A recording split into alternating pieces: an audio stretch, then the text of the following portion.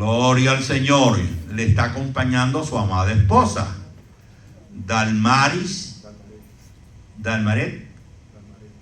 Ok, ven acá, mi hermana. Ven acá, sierva del Señor. Te paso el micrófono a ti, tú saludas, bienvenida, y después tu esposo sigue con la palabra. Saluda. Dios les bendiga, iglesia. Amén. Es un placer maravilloso el poder compartir con ustedes en esta noche. Nosotros estamos allá enrolados en un ministerio que se llama Cubana Bonita, y me ha impresionado en los lugares donde hemos estado yendo la cantidad de cubanas que hay en todo este país. Así que me sentí tan en casa. Fui a predicar a un lugar que se llama Goshen, por allá por Indianápolis, y hasta allá me llevaron a una casa y una persona me decía: oh, pero Cubana Bonita. Y dije: wow, Señor, qué bueno es que estemos acá en esta nación y que Dios, donde nos está plantando, brillemos como brillamos en Cuba. Amén. Nuestro objetivo acá, queridos, más que cualquier cosa, es brillar y atraer a muchos para el Señor, porque su venida está pronta. Que el Señor les bendiga y les guarde, y gracias por recibirnos.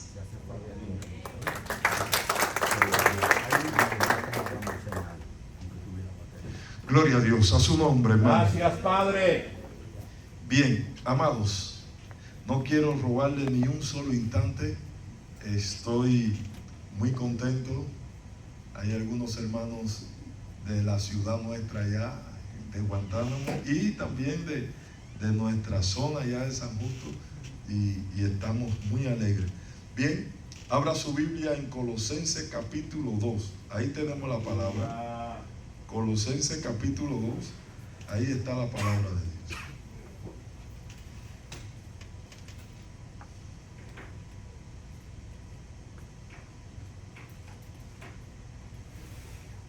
Verso 9. Colosenses 2:9.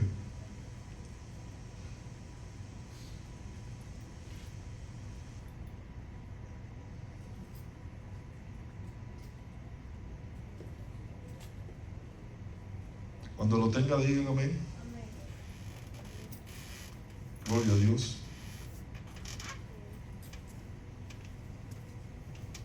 Santo, santo, santo. Dice la palabra: porque en él habita corporalmente toda la plenitud de la deidad. Vamos a repetir el texto. Porque en él habita corporalmente toda la plenitud de la deidad. Diga conmigo: en él habita la plenitud. Quiero hablarle de Cristo como nuestra plenitud. Oremos. Padre, te damos gracias en esta noche. Gracias por tu palabra. Háblanos con poder, Señor, y mientras tu palabra es predicada, tú estés desatando, Señor, el poder de tu presencia, rompiendo ataduras, cadenas, milagros sean efectuados en el nombre poderoso de Jesús. Gracias te damos, oh Dios. Amén y amén. Gloria a Dios.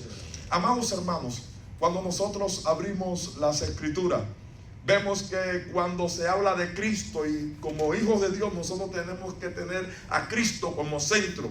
Pero Cristo siempre, amados hermanos, se ha dicho de Él: Él es el alfa y la omega. Él es el principio y el fin. Pero también, amados hermanos, aunque todo inicia y termina con Cristo, amados hermanos, Él es el sello de la plenitud, y en Él habita corporalmente la plenitud de la deidad. Pero lo más lindo del texto es lo que viene después: porque en él habita la plenitud de la deidad, y vosotros estáis completos en él.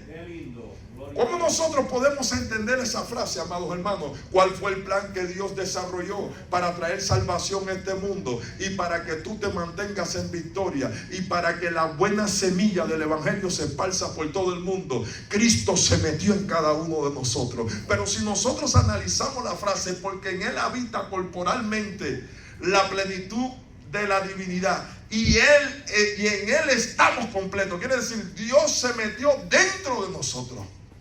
Para nosotros poder hacer su obra, para nosotros llevar a cabo el evangelio, tenemos que entender que no somos nosotros, es Cristo a través de nosotros. El apóstol Pablo tenía el eslogan: no vivo yo, ahora vive Cristo en mí. El poder está en la vida que brota desde nuestro interior. La palabra dice: de su interior correrán ríos de agua viva. Es la vida profunda de Dios a través de sus hijos lo que trae libertad, lo que trae transformación a las comunidades y a las naciones. Cristo en nosotros, también la palabra dice, es esperanza de gloria. Ahora, amados hermanos, mientras más revelación hay de Cristo, mientras más revelación hay de su verdad, mayor manifestación de poder y de gracia nosotros podemos entender.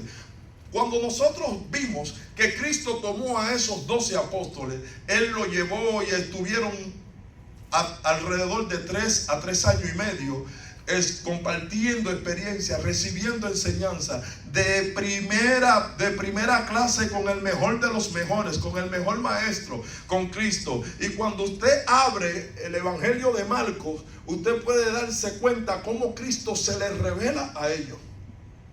En una ocasión estaban en la barca y se quedó Jesús dormido en la barca, y dice que vino una tormenta. Y cuando vino una tormenta, amados hermanos, dice que la barca se hundía. Y cuando la barca estaban allí ya por hundirse, dice que fueron a sacudirle al maestro y a decir: maestro, sálvanos que perecemos. Y inmediatamente Jesús se voltea donde está ellos y le pregunta: ¿dónde está su fe? Y cuando le pregunta, antes de calmar la tormenta que estaba afuera, Jesús calma la tormenta que tenían ellos dentro. Hay tormentas que a veces tenemos en nuestro interior que no permiten que nosotros veamos la gloria de Dios. El proceso no puede sacudir y destruir tu fe. Por eso cuando nosotros estamos pasando pruebas, tribulaciones, circunstancias adversas, parece que la fe se esconde. Y en ese momento, antes de Jesús calmar la tormenta, Jesús calma el corazón de ellos y le dice: ¿dónde está su fe? Y una vez que Él le dice ¿dónde está su fe?, Él se levanta y calma la tormenta y dice: y se hizo grande bonanza. ¿Y sabe cuál fue la pregunta de los discípulos? ¿Quién es ese? ¿Quién es ese? Diga conmigo: ¿quién es ese? Dice que aún el viento, la mar le obedecen. ¿Quién es ese? Y bajo esa, amados hermanos, bajo esa interrogante, yo quiero que nosotros podamos estar reflexionando que en Él habita la plenitud de la vida. Hay veces que estamos andando con Cristo sin conocer a Cristo. Eso le pasó a los discípulos. Estaban montados en el barco, recibiendo experiencia, recibiendo enseñanza. Sin embargo, no sabían quién era ese. ¿Cómo es posible? Es posible andar con Jesús y no saber quién es Jesús. A veces estamos en la casa de Dios, pero nos estamos perdiendo lo mejor del pastel. ¿Quién realmente es? Cuando Jesús se revela en nuestra vida, Jesús es más que religión. Jesús es más que una palabra. Dice la palabra de Dios que Él es el Verbo. En el principio, el Verbo estaba con Dios, pero dice, pero el Verbo era Dios. Y cuando Jesús se le revela a Nicodemo, hay una palabra que Jesús le dice a Nicodemo, dice: si yo le he hablado a ustedes las cosas terrenales y ustedes no entienden, cuánto más si le hablo las cosas celestiales. Quiere decir que hay algo que Jesús quiere impartirnos a nosotros, amados hermanos, que tenemos que tener la intención de bogar mar adentro. Cuando Pedro, amados hermanos, conoció a Jesús, lo conoció en medio de una experiencia sobrenatural, porque Pedro era pescador profesional. Y cuando Jesús le dijo: entra, boga mar adentro y tira la red, Pedro le salió su profesionalismo y dijo: Señor, toda la noche hemos estado pescando. Toda la noche nosotros somos especialistas en pesca y no hay pescado en este tiempo. Estamos pasando un proceso difícil porque nosotros vivimos de la pesca y no hay pescado. Pero Pedro por un momento dijo: pero en tu palabra pero en tu palabra echaré la red. Es el desafío. Todo buen desafío para nosotros como hijos de Dios inicia cuando confiamos en su palabra. Amén. Ese es el inicio. Amados hermanos, y hoy hay carencia de confianza en la palabra de Dios. A veces se confía más en la palabra de los hombres, en la palabra de los amigos, en la palabra del médico, en la palabra de aquel, en la palabra del jefe, pero no se está confiando. Pero la palabra dice: los que confían en Jehová son como el monte de Sión, que no se mueve, sino que permanece para siempre. Hay que volver a depositar la confianza en la palabra de Dios. El apóstol Pedro dijo: en tu palabra echaré la red. Puedo decirle algo, hermano. Todo el que deposite la fe en su palabra tendrá su pesca milagrosa. Pero llega, aunque Pedro había tenido esa experiencia, aunque muchos habían tenido experiencia, llegó un momento en que se preguntaron: ¿quién es ese? Intencionalmente el evangelista Marcos lo lleva a cada uno de ellos por varios relatos. Y yo quiero que usted vaya conmigo a Marcos capítulo 4 y no se pierda esto, para que usted beba de su plenitud. Marcos capítulo 4, 5. Ahí hay tantas maravillas. Cristo, te adoramos y te damos Alabado sea el gracias. nombre del Señor, amados.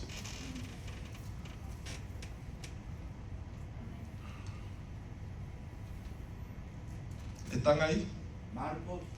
Capítulo 4 del 35 en adelante. Ok. Dice la palabra: aquel día, cuando llegó la noche, les dijo: pasemos al otro lado. Y despidiendo a la multitud, le tomaron como estaba, en la barca. Y había también con él otras barcas. Pero se levantó una gran tempestad de viento y echaba olas en la barca, de tal manera que ya se anegaba. Y él estaba en la popa, durmiendo sobre un cabezal. Y le despertaron y le dijeron: maestro, ¿no tiene cuidado que perecemos? Y levantándose reprendió al viento y dijo al mar: calla, enmudece. Y cesó el viento y se hizo grande bonanza. Y les dijo: ¿por qué estáis así amedrentados? ¿Cómo no tenéis fe? Entonces temieron con gran temor y se decían el uno al otro: ¿quién es este que aún el viento y el mar le obedecen? Diga conmigo: ¿quién es ese? Hermano, tiene que venir un momento a nuestro corazón que nos sacuda la interrogante: ¿en quién realmente yo he confiado? Amados hermanos, porque de esa interrogante es que nace una fe genuina. ¿Quién es ese? En otras palabras, ¿con quién nosotros andamos? Nosotros sencillamente no estamos hablando de un profeta, porque Jesús en una lo puso a ellos entre la espada y la pared. Porque Él le dice: ¿quién dicen los hombres que es el Hijo del Hombre? Y ellos empezaron a decir: uno que era el profeta Jeremías, otro es Juan que resucitó, otros. Y Jesús le dijo: sí, está bien todo lo que dice la gente acerca de mí. Vosotros, pero para vosotros, ¿quién soy yo? Y empezaron a mirarse uno a otro, porque frente a esa pregunta muchos no saben realmente quién es Jesús. Y vino Pedro y dijo: Señor, tú eres el Cristo, el Hijo del Dios viviente. Y cuando Cristo oyó semejante respuesta, dijo: bienaventurado eres, Simón, hijo de Jonás, porque eso no te lo reveló ni carne ni sangre, sino mi Padre que está en el cielo. Y sobre esa roca, no sobre Pedro, sino sobre esa revelación que había tenido Pedro, ¿quién es Cristo? Todo nuestro evangelio y toda nuestra fe está fundada en la revelación que tenemos de Jesucristo. ¿Quién es Él para nosotros? Para nosotros Él no es sencillamente el alfa y el omega. Para nosotros es el todopoderoso. Para nosotros es el Hijo de Dios. Para nosotros es el verbo encarnado. Para nosotros Él viene con poder a reinar. Para nosotros Él está sentado a la diestra del Padre. Para nosotros Él resucitó, venció la muerte con poder y puso a sus enemigos debajo de las plantas de sus pies. Para nosotros Él sigue siendo el Dios todopoderoso. Pero tenemos que tener esa revelación. ¿Quién es ese? Y empezó el interrogante. El viento, la mar, le obedecen. Y el evangelista Marcos le dice: ustedes no han entendido que en él habita corporalmente. Dios se hizo hombre y vino y caminó entre nosotros, y vimos su gloria, gloria como la del unigénito del Padre. Y el evangelista Marcos comienza a darnos la respuesta para todos nosotros. Y dice: tiene control, diga conmigo, tiene control sobre todas las fuerzas naturales. Inmediatamente Marcos lo mete en el capítulo 5 y está la historia más tenebrosa que nosotros podamos encontrar: el endemoniado gadareno. Se narra la historia de un hombre que dormía en sepulcros, andaba desnudo, no lo podían atar ni con grilletes ni con cadenas. Ese hombre era Tusa Cutusa, el animal feroz. Los que son de Cuba saben lo que estoy hablando. Ese hombre era terrible. Yo estoy seguro que muchos hubieran perdido la suela de sus zapatos si hubieran tenido un encuentro con el gadareno aquel.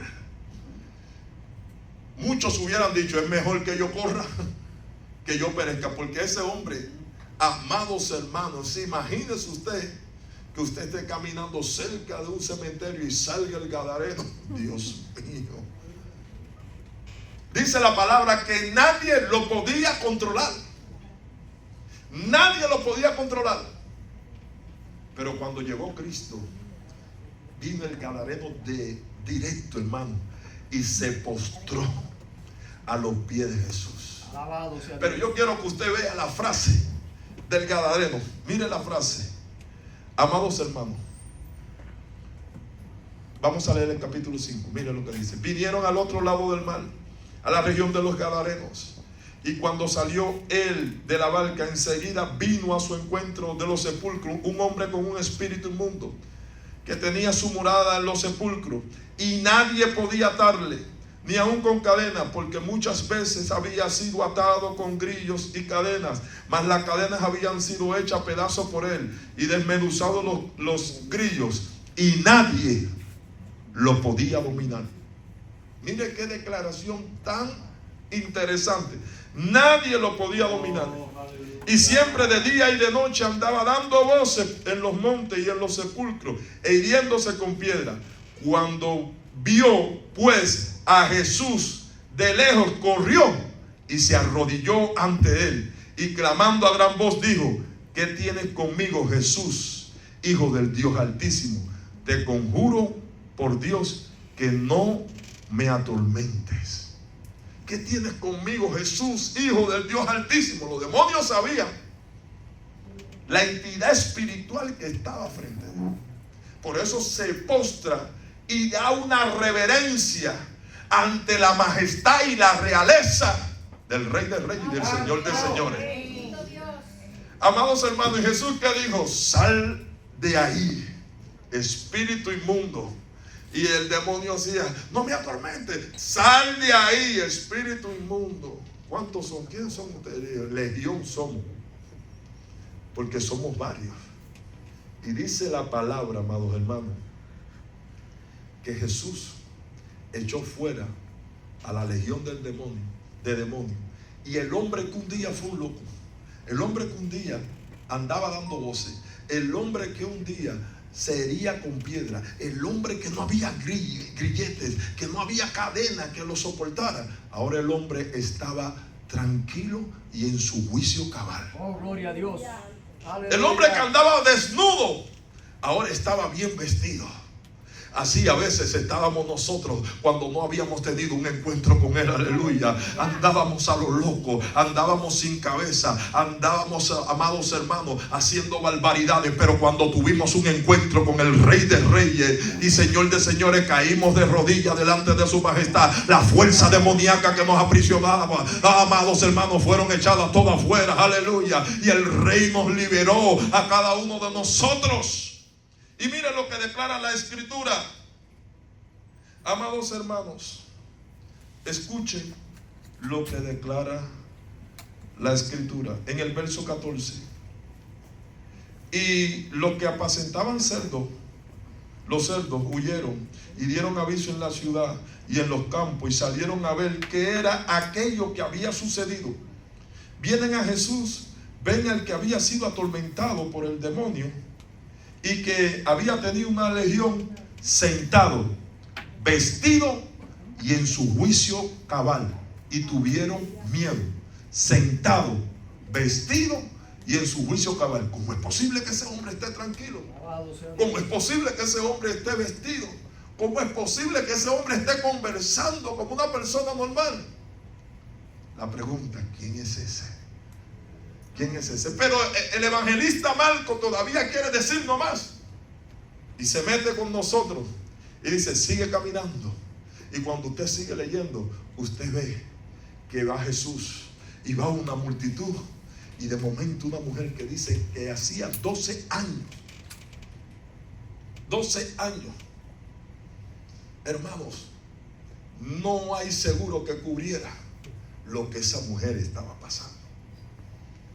Amados hermanos, todos los seguros abandonaron a aquella mujer porque 12 años siendo atendida por los médicos. Y dice la Biblia que antes le iba peor. Pero pasó algo. La mujer oyó hablar de un tal Jesús. ¿Y quién es ese? ¿No hay un Jesús por ahí que hace cosas, que hace milagros? Bueno, yo tengo que tener un encuentro con Jesús. Hay gente que se conforma con el solo toque, pero la mujer salió con una fe bien dispuesta y bien clara y dijo, si tan solo tocar el borde de su manto, seré salva. Amados hermanos, pero lo que cuenta la escritura es que había una gran multitud, pero la multitud no estaba recibiendo. El mismo Jesús que impartía milagros estaba dentro de la multitud, pero no todos en la multitud tenían la fe que desataba virtudes. Así que no podemos conformarnos con sentarnos en la iglesia. No podemos conformarnos con venir al culto. Amados hermanos, tenemos que estar tan hambrientos y tan sedientos de que pase algo sobrenatural en nuestra vida, que salga virtud de Él. Y amados hermanos, vino la mujer. Yo no sé cuánto esfuerzo ni la condición física que tenía aquella mujer, pero no debía haber sido una condición falsa, una condición fácil. Tenía que haber sido una condición de mucha debilidad y fragilidad en su cuerpo. Pero aquella mujer apartó toda aquella gente de la multitud, simbolizando eso, que no importa los obstáculos que tú tengas que pasar, que tú tengas que brincar, para tener un encuentro con el Cristo de la gloria. Y aquella mujer tocó el manto, y cuando tocó el manto, sintió que había sido sana y libre de ese azote.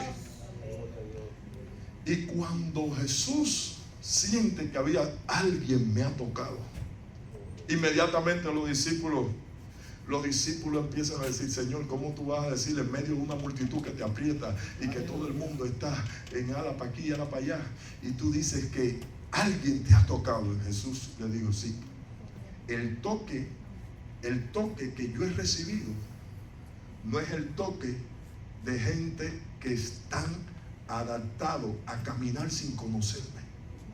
Hay un toque que produce el corazón que tiene fe, que hace que explote virtud de Él. Alabado sea Dios. Porque de mi poder salió. Y salió la mujer y dijo, Señor, yo te toqué. Eso implicaba que la podían matar, porque era una mujer que estaba impura por su ciclo menstrual continuo, ese flujo de sangre. Pero ella dijo, yo solamente toqué el borde de su manto, fue suficiente. Yo sabía, Señor, no quería otra cosa más que el toque de tu manto.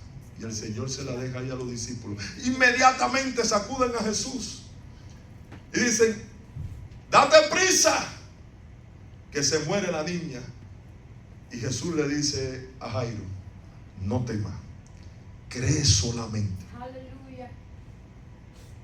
Y Jairo dice, estoy confiado, creo tu palabra. Y vinieron la gente y le dijeron, Jairo, no moleste más al maestro. ¿Para qué lo molesta? La niña murió.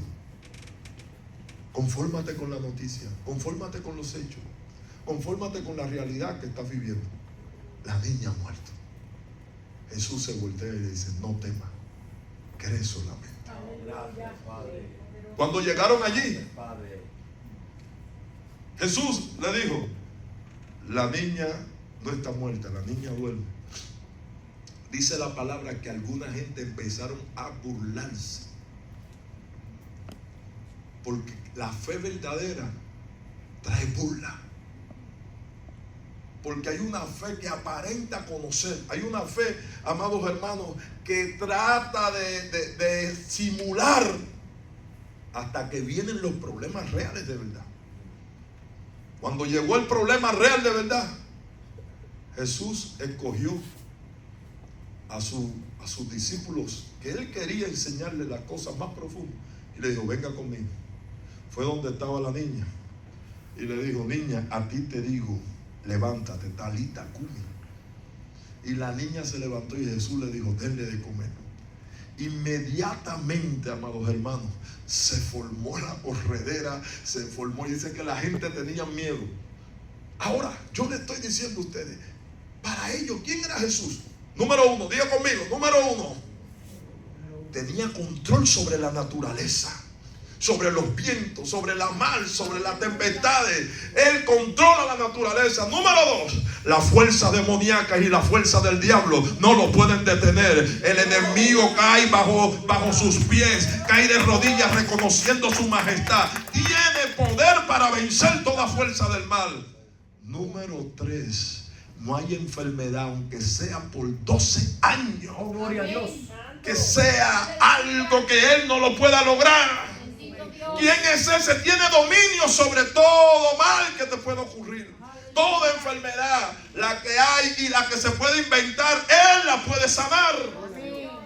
Un toque de su mano, un toque de su Oh, Padre, poder. gracias. Y después Jesús le hace saber: ¿con quién ustedes andan?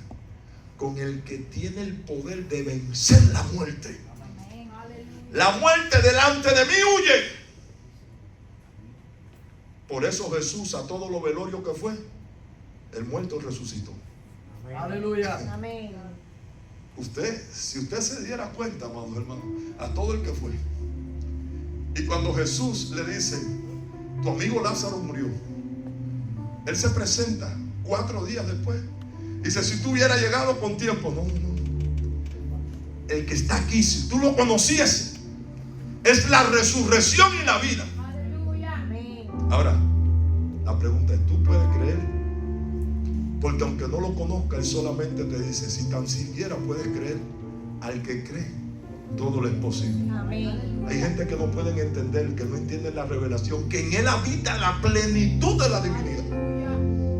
Hay gente que no pueden entender la grandeza de Jesús, pero Jesús dice: si tan siquiera pudiera creer, si tuviera fe como un granito de mostaza, es el inicio para yo empezar a revelarte, a mostrarte cuán grande puedo ser para con tu vida. Que para mí no hay nada imposible, que no hay cadena que no pueda romper, que no hay atadura que yo no pueda deshacer. Y le digo: ¿no te he dicho que si crees, verás la gloria de Dios? Frente a tal pregunta, ¿sabe cuál es la interrogante de Jesús? Pero cuando ven que el Hijo del Hombre hallará fe en la tierra. Hay mucha fuerza humana, hermano. Hay mucha habilidad del hombre para que el reino de Dios se extienda. Se necesita la fuerza de Dios en nosotros.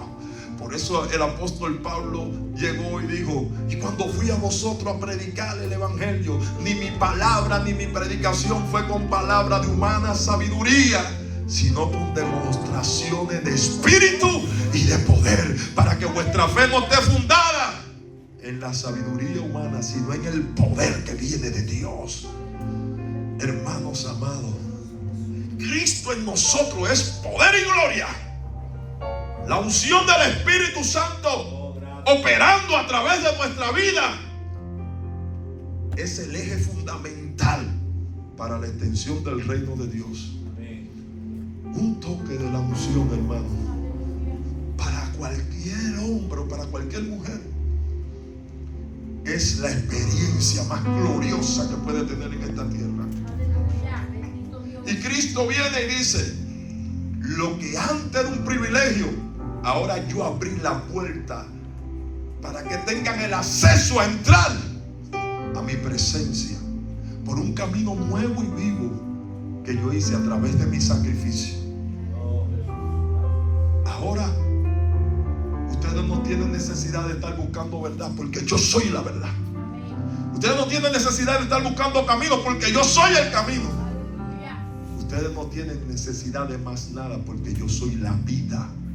Y yo he venido para que tengan vida y la tengan en abundancia. Y todavía alguien pregunta: ¿pero quién es ese? En él habita la plenitud de la vida. Y nosotros, los que creemos y confiamos, estamos completos en él. Deja que su gloria te inunde. Te invito a beber de su plenitud, de su gracia. Ponte en pie en esta hora.